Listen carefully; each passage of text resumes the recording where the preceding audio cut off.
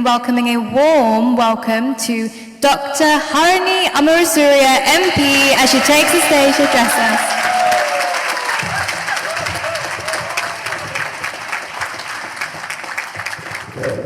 ප්‍රථමයෙන්ම බෙහෙවින්ම ස්තුතිවන්ත වෙනවා ඔබ මේ අවස්ථාවේ ශ්‍රී ලාංකීය ගැහැණිය මේ වෙලාවේ මේ මොහොතේ ඒ නැගී සිටමින් සංවිධානය වෙමින් සිටින මොහොතක ඇය සමග සිට ගැනීම සඳහා මේ විදියට ඉදිරිපත් වීම ගැන මම බෙහෙවින්ම ස්තුතිවන්ත වෙනවා. ඒක අපිට ලොකු ශක්තියක්.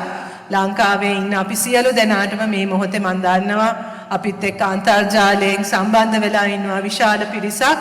ඒ සියලු දෙනාටම ඔබ මෙතන පැමිණීමත් ඔබ මෙතන මේ සහභාගී වීමත් මේ සංවිධානය කිරීමත් අපිට විශාල ශක්තියක්. ඇත්තටම මේක ඓතිහාසික මොහොතක්. මෙතන කියවුණු සියලුම කතා වලින් අපිට පෙන්눔 කර විදියට ඓතිහාසික වැඩක් වෙන්නේ පළවෙනි වතාවට ජාතික ජනබලවේගයේ කාන්තා ව්‍යාපාරය හැටියට අපිට ලංකාවෙන් පිට මේ විදියට එකතු කළා මේ විදියට රැස්වීමක් කරන්න ලැබුණු පළවෙනි අවස්ථාව. මේක යෝජනා වුණාම දර්ශන සහෝදරයා අපේ සහෝදරියන් මේක යෝජනා කරාම මම නම් හිතුවේ නෑ අපිට මේක කරන්න පුළුවන් කියලා. මම දැනගෙන හිටියේ නෑ අපිට මේ විදියට ලන්ඩන් නුවර මෙච්චර සහෝදරියන් පිරිසක් එකතු කරන්න පුළුවන් වෙයි කියලා. ඉතින් ඒක ලොකු ශක්තියක්. මම දන්නවා මේක බලාගෙන ඉන්න අපේ සහෝදරියන් සියලු දෙනාටමත් මේක විශාල හයියක් වෙනවා. ඉතින් ඒකට මම පළමුවෙන්ම ඔබ සියලු දෙනාටම ස්තුතිවන්ත වෙන අතර මම හිතුවා අද ඔබත් සමග බෙදා ගන්නම් කියලා මේ මොකද්ද අපි මේ කරන්නේ. මම හිතන්නේ ඔබ සියලු දෙනාම දකින්න ඇති ගැහැණු අපි එක මිටට කියලා දිස්ත්‍රික්ක ගණනාවක අපි පවත්වපු රැලි දැන් 16ක් 17ක් අපි සම්පූර්ණ කරලා තියෙනවා. තව කීපයක් මාර්තු මේ මාසෙත් අප්‍රේල් මාසෙත් තුලත් අපි සංවිධානය කරන්න බලාපොරොත්තු වෙනවා.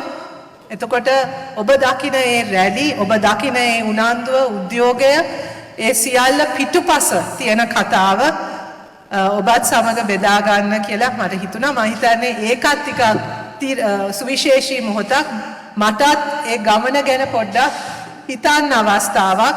අපි මෙතනට ආවේ කොහොමද කියලා බෙදා ගන්න අපි සියලු දෙනාටමත් අවස්ථාවක් බවට අදපත් වෙනවා. ඇත්තටම ඔබ දන්නවා අපි 2019 ජාතික ජනබලවේගය හැටියට පටන් ගන්නකොටත් අපි තමයි පළමු වතාවට ශ්‍රී ලංකා ඒ දේශපාලන අවකාශය තුල ජනාධිපතිවරණයකදී ජනාධිපතිවරණයකට සූදානම් වෙනකොට ස්ත්‍රී ප්‍රඥාප්තියක් ඉදිරිපත් කරා. 2019 සිද්ධ වුණේ අනුර සහෝදරයා අපි 2019 ජාතික ජනබලවේගයේ ජනාධිපති අපේක්ෂක හැටියට ඉදිරිපත් කරනකොට අපි කොළඹ මහජන පුස්තකාලයේ කාන්තා රැස්වීමක් තියලා ජාතික ජනබලවේගයේ ස්ත්‍රී ප්‍රඥාප්තිය ඔහුට ඉදිරිපත් කරා. අපේ ජනාධිපති අපේක්ෂකට ඉදිරිපත් කරා. පස්සේ ඔහු ඒක පිළිගත්තා, ඒක අනුමත කරා. ඒක තමයි 2019 ඉඳන් ජාතික ජනබලවේගයේ කාන්තා ප්‍රතිපත්තිය බවට පත් වුණේ. මට එතන එක අවස්ථාවක් මතකයි. අපි ඒ ප්‍රඥාප්තියේ දාලා තිබ්බ එක ඉල්ලීමක්. ඒ ඉල්ලීම තමයි මහමැතිවරණයේදී 50% නියෝජනය අපිට අවශ්‍යයි කියලා. ගැහැණු අපිට අවශ්‍යයි කියලා අපි ඒ ප්‍රඥාප්තියේ දැම්මා. 2021 දැම්මේ. මට මතකයි අනුර සහෝදරයා දැන් මේක අහගෙන ඉන්නවනේ අපි කියනවනේ එකින් එක මෙන්න මේවා තමයි අපේ ඉල්ලීම් කියලා.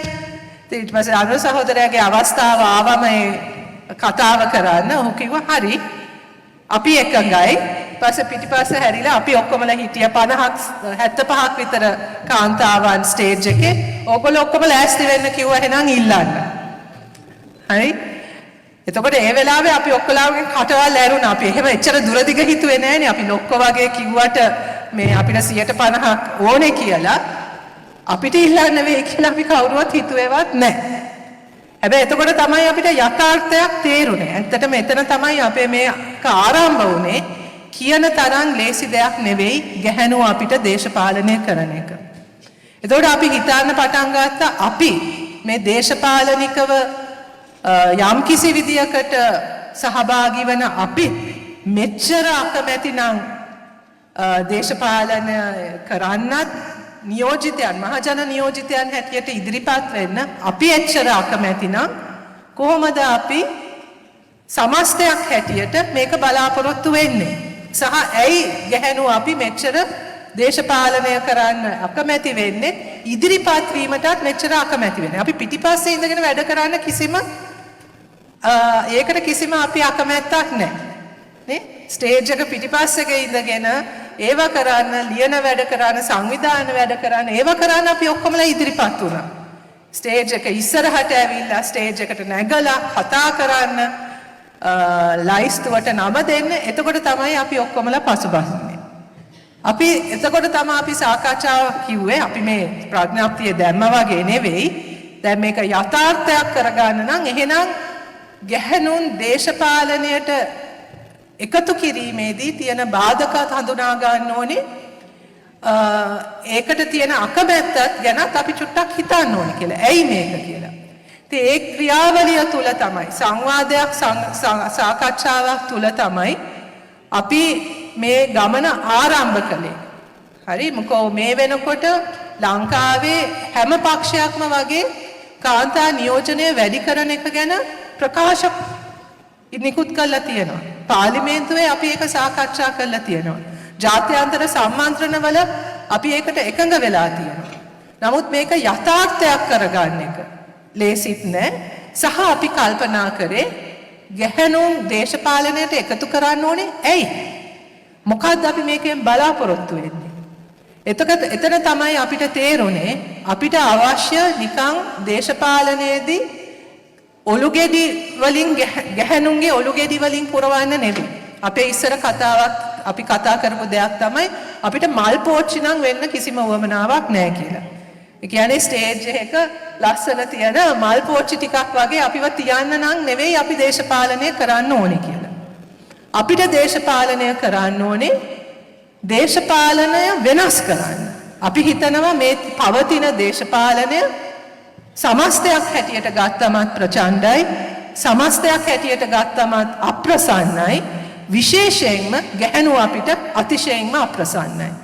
ඉතින් ඒ නිසා අපි දේශපාලනය කරනවා නම් අපි දේශපාලනය කරන්නේ සමා වෙන සහෝදරයෝ මම දන්නවා මෙතන ඉන්න සහෝදරයෝ එහෙම මේ ගොඩට වැටෙන්නේ නමුත් අර සම්ප්‍රදායික පිරිමි වගේ දේශපාලනය කරන්න නෙවෙයි අපි මේ ඉදිරිපත් වෙන්නේ. අපිට අවශ්‍ය ඒ දේශපාලන සංස්කෘතියත් වෙනස් කරන්න දේශපාලනයට අලුත් අර්ථයක් දෙන්නත් දේශපාලනය තුල වෙනසක් කරන්න. ඒ කියන්නේ නිකන් අර මේන්ස්ට්‍රීම් පොලිටික්ස් වල පැත්තක ඉන්න කණ්ඩායමක් නෙවෙයි අපි. අපිට අවශ්‍ය වුණේ මේකට ඇතුල් වෙලා මේ සමස්තය වෙනස් කළා මේ සමස්තය තුල අපි බලාපොරොත්තු වෙන සමාජ පරිවර්තනය වෙත යන එක තමයි අපේ පරමාර්ථය උනේ. එතකොට ඒක සඳහා අපි තෝරගත්ත දේශපාලන ව්‍යාපාරය මාලිමාව අතිශයින්ම සුදුසු එකක් බවට බව අපිට තේරුනේ සහ අපි ඒක තෝරගත්තේ මාලිමාව කියන දේශපාලන ව්‍යාපාරය ආරම්භ වෙන්නෙම සමාජ පරිවර්තනයක් වෙනුවෙන්. මේ පවතින ක්‍රමය තවදුරටත් ඇදගෙන යන්න නෙවෙයි. මේ පවතින ක්‍රමය ආරක්ෂා කරන්න නෙවෙයි. නිකං මැතිවරණ දේශපාලනයට ඇතුළත් වෙලා ඔලුගෙඩි මාරුවකින් ආණ්ඩු වෙනස් කරන්න නෙවෙයි. මාලිමාවේ දේශපාලන අරමුණත් සමාජ පරිවර්තනයක්. බරපතල සමාජ පරිවර්තනයක් වෙනුවෙන් පෙනී ඉන්න ව්‍යාපාරයක් හැටියට අපිට හිතුණා ගැහැණුව අපිට සුදුසුම තැන ඒක තමයි කියලා. ඉතින් ඒ හරහා තමයි අපි ගමන ආරම්භ කරේ. ඒ සඳහා අපි 2021-22 විතර ඔබ දන්නවා අපි ජාතික ජනබලවේගය හැටියට ජනතා සහභාගීත්වය දේශපාලනයට ලබා ගැනීම සඳහා I will speak. I will also be speaking in English. Bear with me for a few moments. I can't. My brain doesn't do very well when I have to switch between sentences. So what I thought I would do is speak first in Sinhalese and then speak in English. So bear with me. Otherwise, my brain will just explode if I try to speak simultaneously in two languages. I'm not that good with my language skills, so please bear with me. ඉතින් අපි 2019 2020 විතර අපි ජනතා සහභාගීත්වය ලබා ගැනීම සඳහා අපි තීරණය කරා ජාතික ජනබලවේගයේ කොට්ටාස සභා කියන සංකල්පය එක්ක අපි සෑම ග්‍රාම සේවා වසමක කොට්ටාස සභා හැදුවා. ඒ කියන්නේ ගමේ නායකත්වය ගන්න ජාතික ජනබලවේගයේ දේශපාලන ව්‍යුහය විම්මට්ටමේ දේශපාලන ව්‍යුහය සකස් කිරීම සඳහා ජාතික ජනබලවේගයේ NPP කොට්ටාස සභා සෑම ග්‍රාම සේවා වසමකම මේ වෙනකොටත් අපි හදලා තියෙනවා. ඔබ දන්නවා ඇති ලංකාවේ ග්‍රාම සේවා වසම් 14000ක් විතර තියෙනවා. මේ වෙනකොට අපි 11000ක විතර NPP සභා හදලා තියෙනවා. ඒකෙදී අපි එතකොට තීරණය කරා අනිවාර්යයෙන්ම ඒ සභාවල කාන්තා සහභාගීත්වයට අවධානය දෙන්න ඕනේ කියලා. එතකොට නිලධාරී මණ්ඩලයට හැම සභාවටම නිලධාරී මණ්ඩලයක් ඉන්නවා. සභාවක් තියෙනවා. ඒකේ කාන්තා සහභාගීත්වයට අවධානය දෙන්න කියලා ඒක අවම වශයෙන් 30%ක සහභාගීත්වයක් තිබිය යුතුයි කියලා අපි තීරණයක් ගත්තා. හැබැයි මේ ක්‍රියාවලිය ආරම්භ වෙනකොට බොහෝ තැන්වල අපි දැක්කා එහෙම සහභාගීත්වයක් තිබ්බේ නැහැ. හරිම අමාරු වුණා අපිට මුලින් මේ සභාවලටත් කාන්තා සහභාගීත්වය ලබා ගන්න.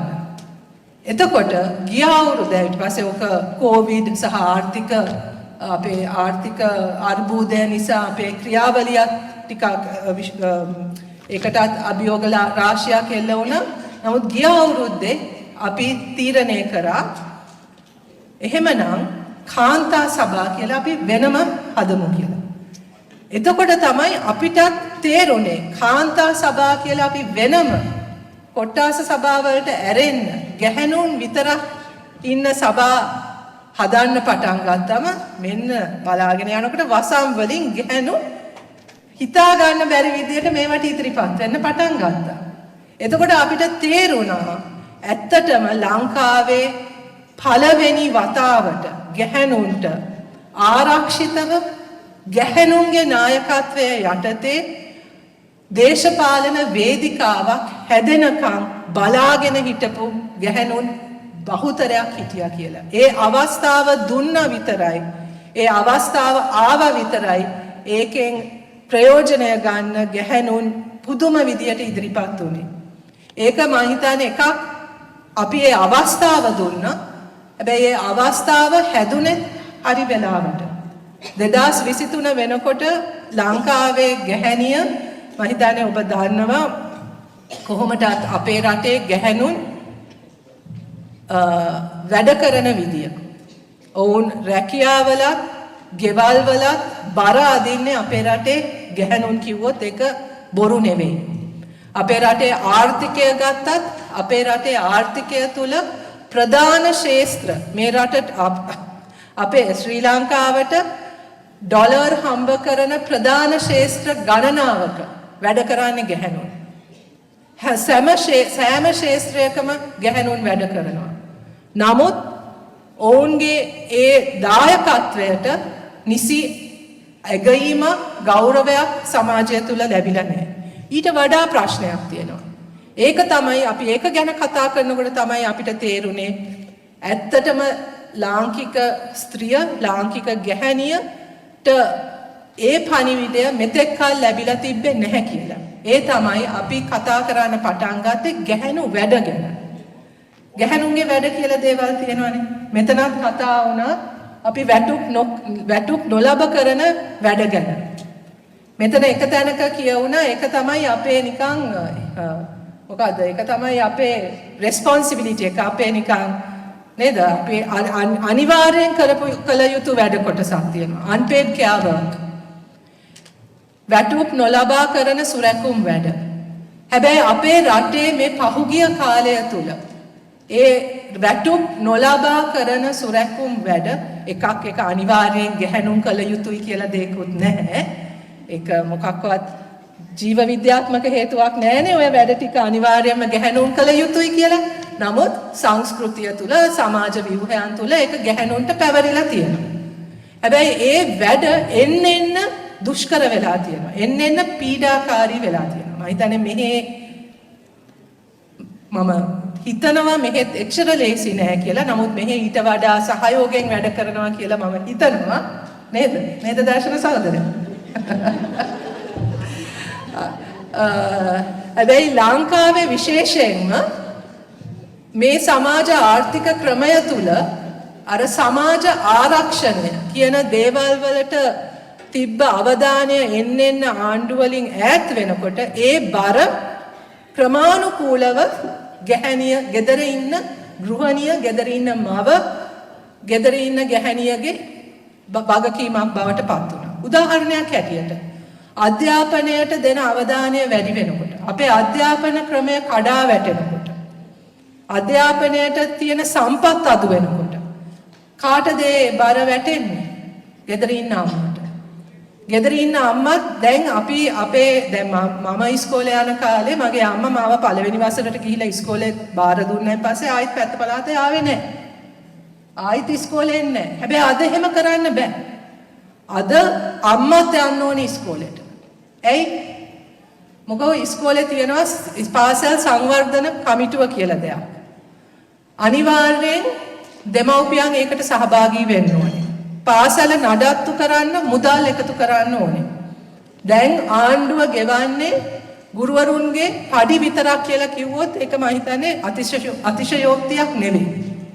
ලයිට් බිල, වතුර බිල, ඉස්කෝලේ පේන් කරන වැඩ, ඉස්කෝලේ නඩත්තුව මේ සියල්ලටම දෙමව්පියෝ සල්ලි එක්කව කරන්න ඕනේ. ඒක විතරක් නෙවෙයි. සිකියුරිටි වැඩ කරන්න දෙමව්පියෝ ඉදිරිපත් වෙන්න ඕනේ. මතකද එක කාලයක් සති දෙක තුනක් තිබ්බ අර අයිස් හොයන වැඩක් එක එක වෙලාවට අපේ ආණ්ඩු කරනවනේ එක එක ඩ්‍රාමා එක කාලයක් තිබ්බා ඉස්කෝලේ ළමයින්ගේ බෑග් වල අයිස් තියනවා කියලා. අයිස් කියන්නේ ඩ්‍රග් එකක්. හොඳද?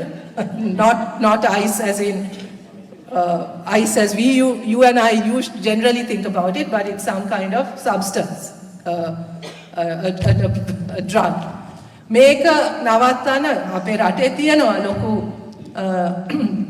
drug abuse problem එකක් විශේෂයෙන්ම ළමයි අතර. මේකට අපේ ආණ්ඩුව ආපු නිකන් හොඳම අදහස තමයි ඉස්කෝලේ ළමයින්ගේ බෑග් වල අයිස් තියනවද කියලා චෙක් කරන්න ඕනේ කියලා හැමදාම උදේට. ඉතින් මේ ග්‍රේඩ් 1 එකේ ඉඳන් ළමයින්ව පේලියට තියලා බෑග් චෙක් කරනවා අයිස් තියනවද කියලා. දැන් කවුද ඕක කරන්නේ? දෙමව්පියෝ. හරි? ඉතින් දෙමව්පියන්ගෙනුත් කවුද ඕකට සාමාන්‍යයෙන් අහු වෙන්නේ? ගෙදර ඉන්න මම. හරි?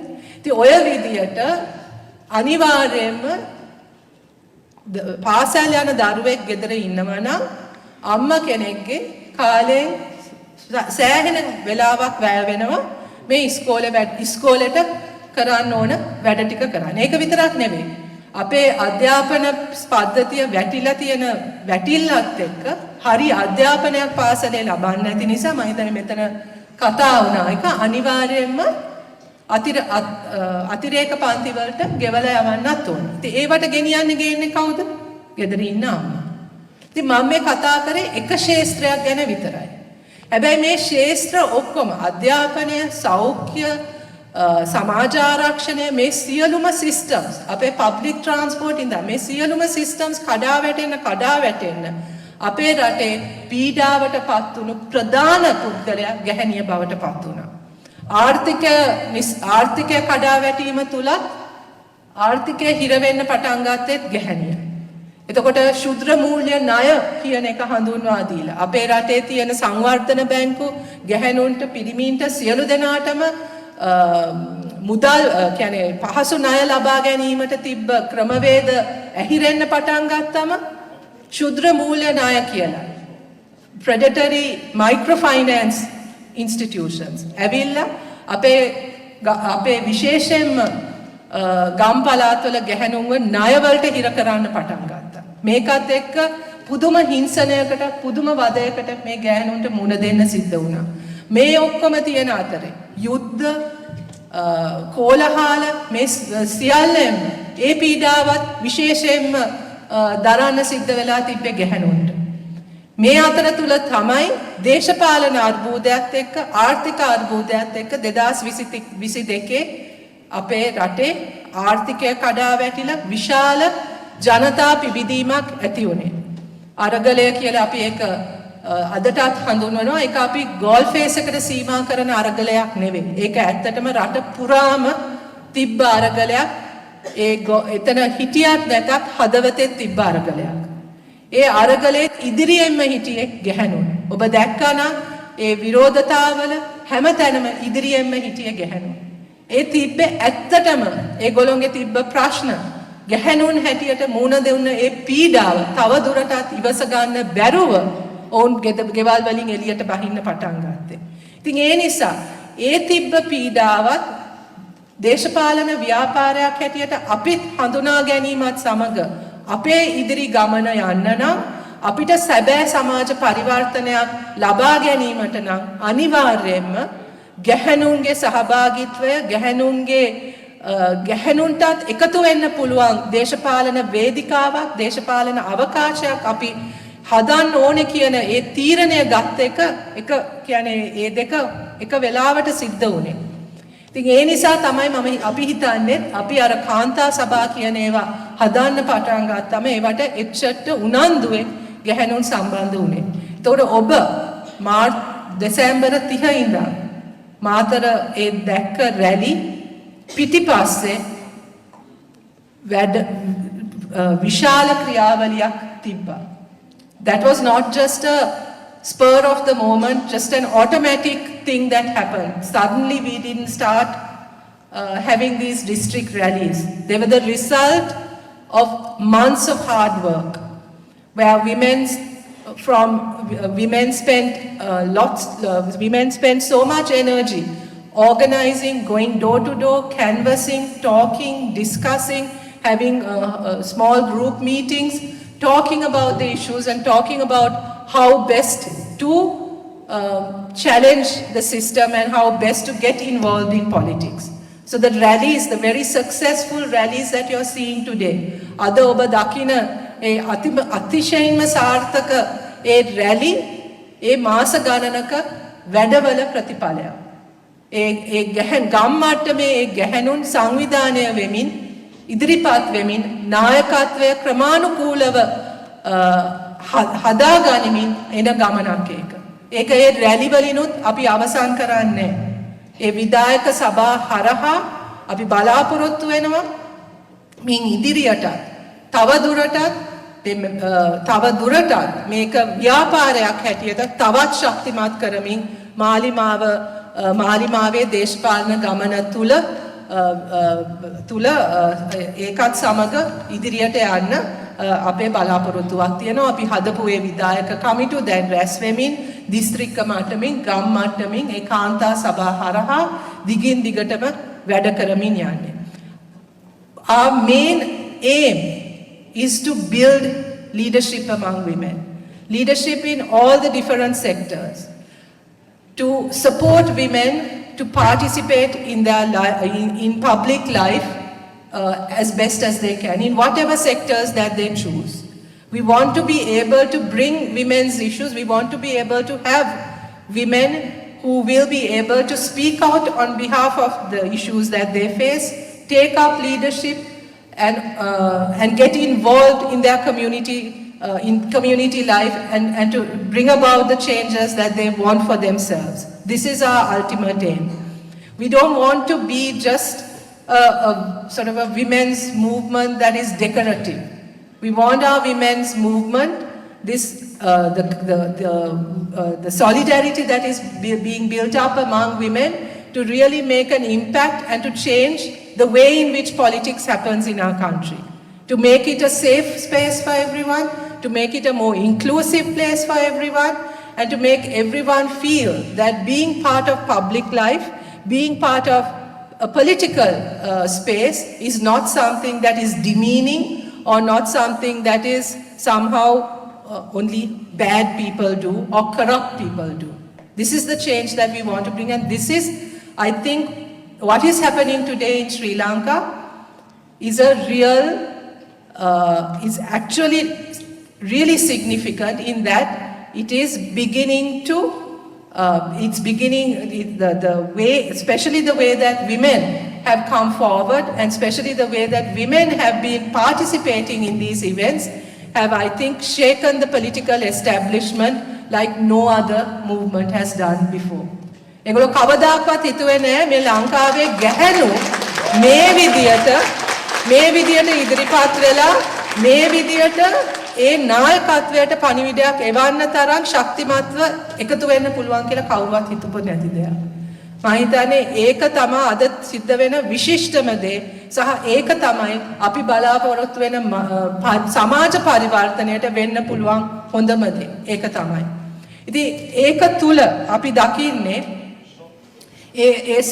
රැස්වීම් වලට ඔබාවන, if you see these rallies and if you do get a chance, I'd encourage you to participate in some of these rallies. The energy there, the emotion there is something that I have never witnessed. People are there, there's joy, there are tears, there's emotion. People are there because they want to be there. People are there because they believe that the transformation that they are seeking is happening and that it is possible. And that they are part of that transformation. That is the most significant thing.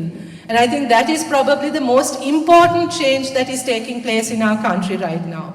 That people are beginning to realize that they will no longer sit back and wait for someone else to change their lives for them.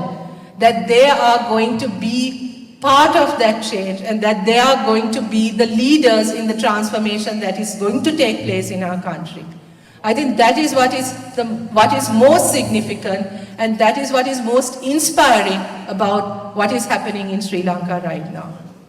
එතකොට මේ සියලුම අර්බුද අතර ඔබ බොහෝ වෙලාවට ඔබට ලංකාව ගැන අහනකොට ඇහෙන්නේ ඍණාත්මක දේවල් වෙන්න පුළුවන්.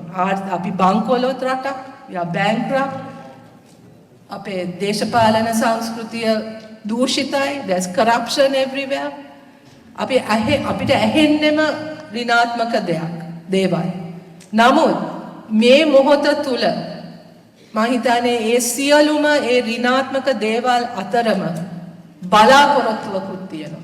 possibility එකක් තියෙනවා. There's a hope of there's space opening up for a different way of doing things, a different kind of politics.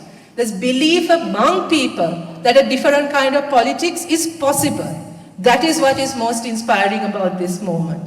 That is what I think is so significant and historical in this particular moment in what is happening in Sri Lanka. You will see women, men, children, young people of all age groups, all ethnic groups coming together, not necessarily because we agree with each other about everything, but because we are willing to talk to each other, that because we are willing to discuss with each other, and perhaps for the first time, there's a political platform that brings all these different people together. And where all these different ideas and all these different people can feel that they are part of something, part of a process and part of a process of transformation. That is what is most significant and most inspiring about what is happening in Sri Lanka.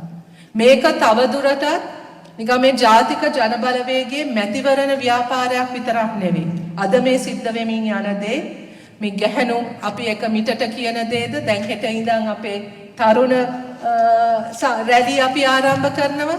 මේ සියල්ල එක්කම සිද්ධ වෙන්නේ මේක තවදුරටත් මේ ජාතික ජනබලවේගය දිනවන ඊළඟ මැතිවරණය දිනවන වගේ සරල දෙයක් නෙවෙයි මේ සිද්ධ වෙන්නේ.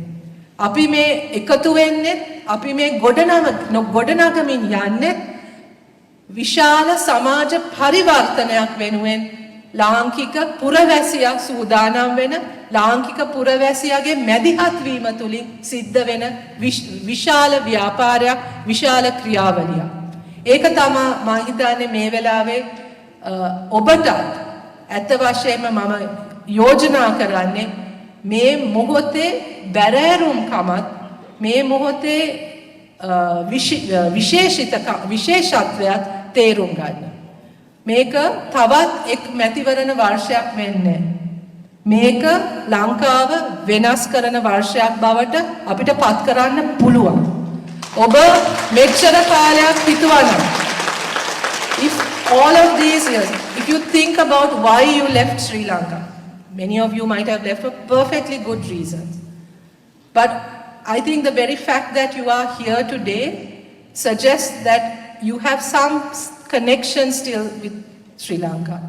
You still feel a sense of belonging to Sri Lanka. You still have some nostalgia about Sri Lanka. Despite all the awful things that might have happened to you in that country, especially as members of the Tamil and Muslim community in Sri Lanka, I think many of you would have felt that you do not belong, that you are always treated as a second-class citizen, as the other in every way.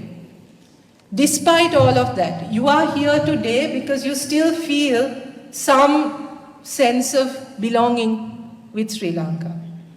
And if you, at any point in your life, I can't remember which of our speakers, but one of you, I think Tushara, you spoke about a daydream, about a dream that you have for the kind of country you would like Sri Lanka to be.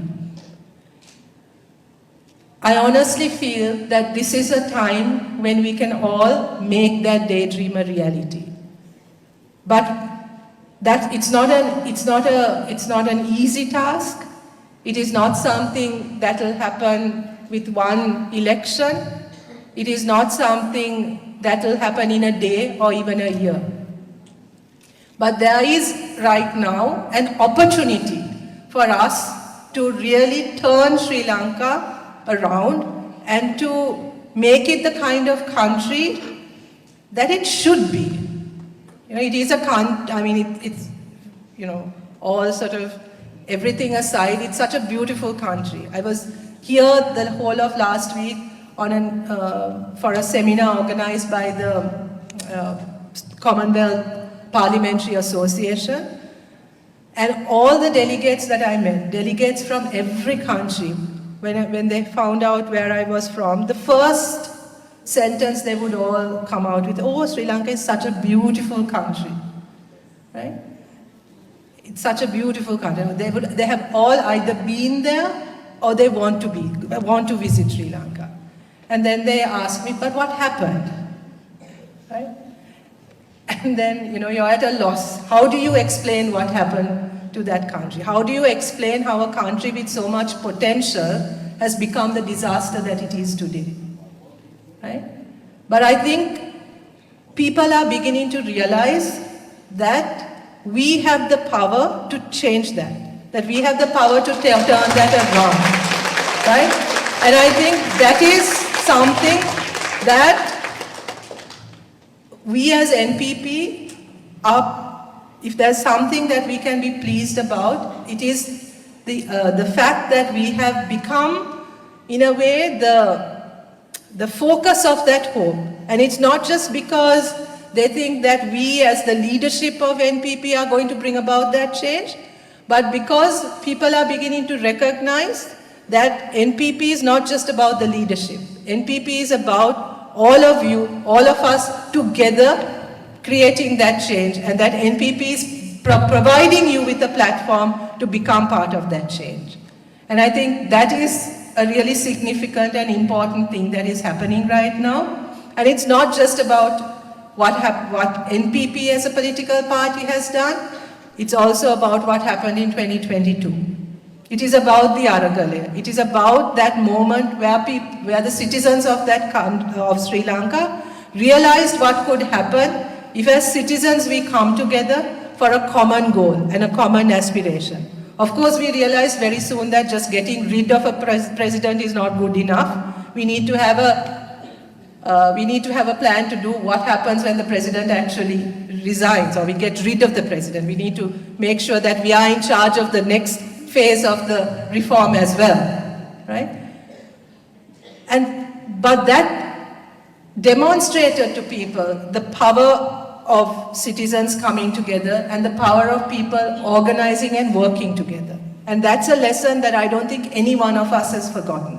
That's not a moment that any one of us has forgotten, right? Unfortunately, or fortunately as it may be, many of the political parties in Sri Lanka, and certainly the current leadership, have not recognized the change that has taken place in our country. That other අපේ රටේ ඉන්නේ 2019 හිටපු පුරවැසියත් නෙවෙයි 1994 හිටපු පුරවැසියත් නෙවෙයි 2015 හිටිය පුරවැසියත් නෙවෙයි අද ඉන්නේ වෙනස් වෙච්ච තමන්ගේ බලය පිළිබඳවත් තමන්ගේ අයිතිවාසිකම් පිළිබඳවත් යම්කිසි විදියකට අවදි වෙච්ච පුරවැසියෙක් ඉන්නේ තව දුරටත් ඔවුන් මේ දූෂිත දේශපාලනය ක්‍රමයන් පුරවැසියන්ව පාවිච්චි කරන බලයට එන්න දේශපාලනය කළා දේශපාලනය හරහා ජනතාව සූරා කන ඒ දේශපාලන සංස්කෘතිය බාර ගන්න සූදානම් පුරවැසියෙක් නෙවෙයි අද තවදුරටත් ඉන්නේ වෙනස් වෙච්ච පුරවැසියෙක් හැබැයි ඒක තේරුම් ගන්න බැරි දේශපාලන ව්‍යාපෘති දේශපාලන පක්ෂ තමයි අදටත් හිතන්නේ ඔවුන්ගේ රැවටිලි වලින් මේ රටේ බලය තියාගන්න පුළුවන් කියලා තවදුරටත්. So you will see the same old things happening all over again. One political party distributes 10 kilos of rice. The next political party the next day says, no, we are going to distribute 20 kilos of rice. These are their solutions to the problems of the country, right? That is the extent to which they have reduced how they are going to resolve or address, and that is the level of respect that they have for the people of the country. They have not even recognized the extent to which people have changed and that the people are demanding far more than 10 kilos of rice. They're actually not asking for any goodies. They're actually asking for a change in the system. They're asking for a political system, for representatives that actually are accountable to people and that are actually committed to serve the people. And that's what they're looking for. They're no longer looking for handouts. They are no longer looking for a patron who will protect them. They want something different. මේක තේරුම් ගන්න නැති දේශපාලන ව්‍යාපාරවලට අපේ රටේ අනාගතයක් නැහැ. ඒක තමයි 2024න් ඔප්පු වෙන්නේ. 2024 මැතිවරණයේදී අපි හිතනවා අර පැරණි දූෂිත ඒ දේශපාලන නායකත්වයටත් දේශපාලන සංස්කෘතියටත් ශක්තිමත් පණිවිඩයක් දෙන්න මිනිස්සු ලෑස්ති වෙලා ඉන්නේ ජනතාව ලෑස්ති වෙලා ඉන්නේ අපි ඒ බලාපොරොත්තු වෙන ඒ වෙනස වෙනුවෙන් අවශ්‍ය බලය ලබා ගැනීමේ පළවෙනි පියවර 2024 තුල ලබා ගන්න පුළුවන් කියලා අපි විශ්වාස කරනවා. ඉතින් ඒ නිසා අපි ඔබ සියලු දෙනාටමත් ආරාධනා කරන්නේ මේ මොහොත අතාරින්න එපා. Don't let this moment pass. I have met people who have traveled far and wide to come for our rallies and who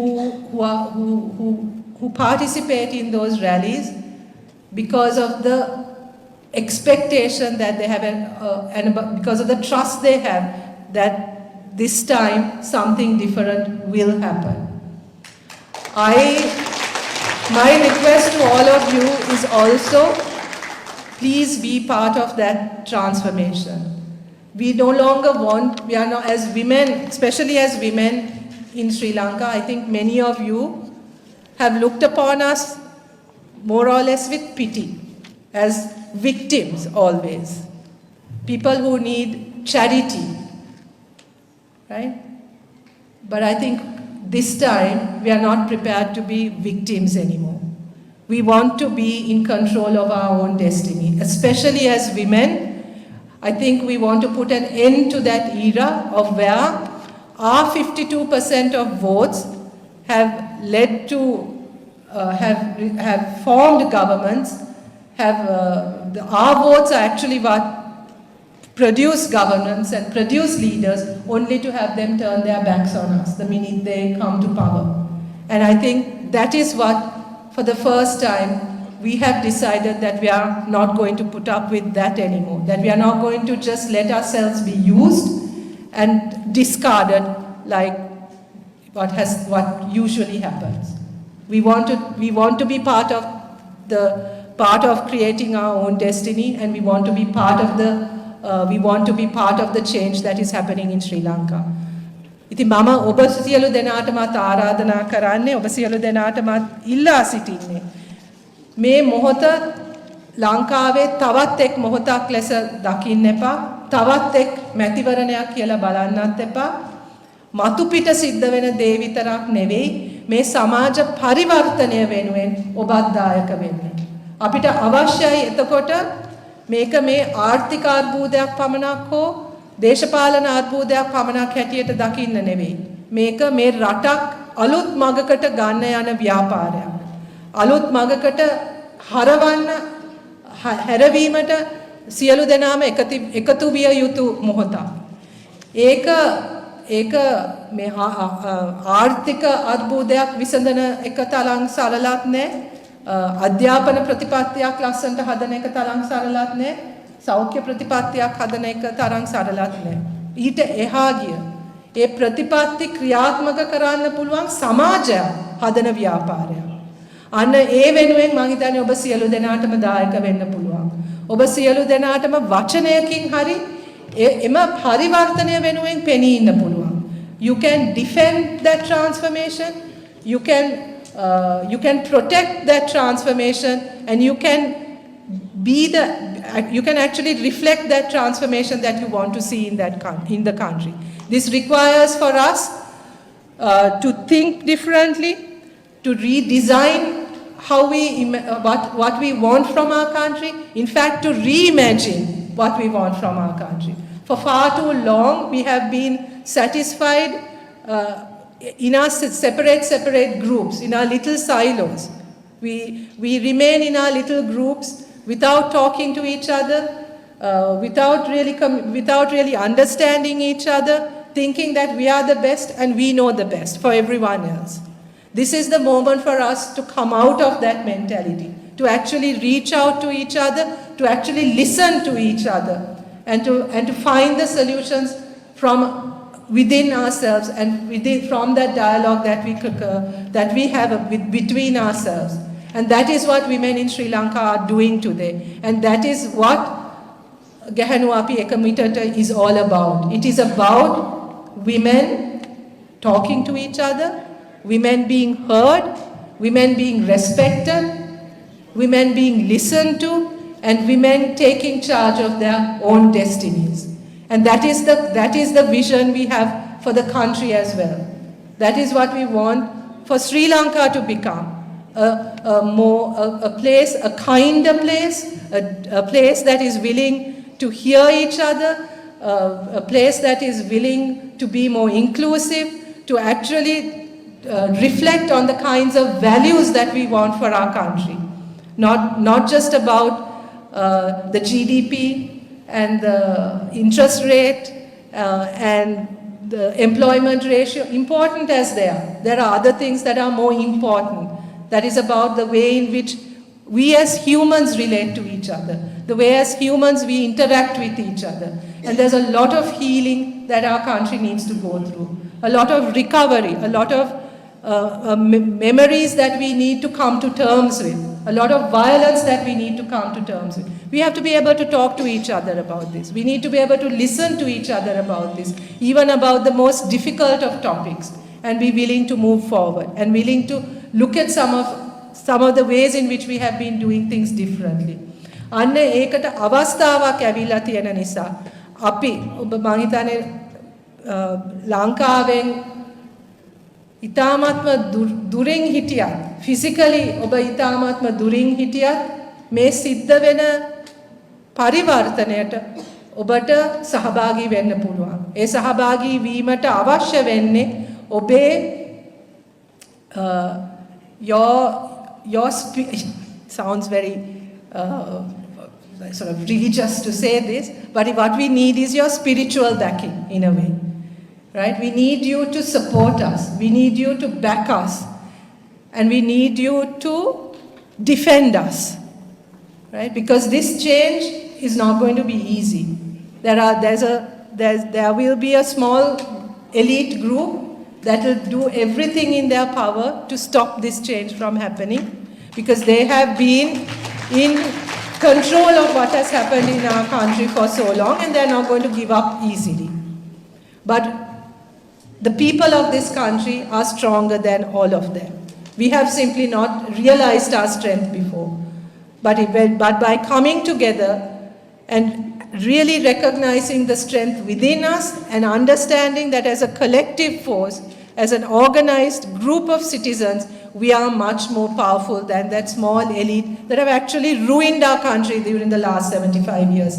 That era must come to an end, and ending that era is our responsibility. And we need your support to do that, and you can be and you must be part of that change. So I will end once again thanking you for your support, for your show of solidarity with what is happening in Sri Lanka. I know all of you are looking at us. I urge you to now be part of that transformation in whatever way you can, whether it's by a word, whether it's by a post on your social media, whether it's by a phone call, whether it's by some measure of support, whether it's what you do here in your own country in reaching out to the Sri Lankan community and bringing the Sri Lankan community here, the diaspora here together in support of what is happening in Sri Lanka. I really urge you all to reach out to each other in this group, within the Sri Lankan diaspora, and to show and to continue to show your solidarity and your support for what is going on. We really appreciate that. I think you know, when we see the kinds of support, when our women back home see what is happening here, they will feel the love, they will feel the support, and we ask you to continue to show that, continue to demonstrate that, and let's make 2024 the year of change, the year of transformation. Let us bring the 75 years of misery, well, 76 now, 76 years of misery to an end, and really make Sri Lanka what it really should be and what that daydream was all about. Thank you very much.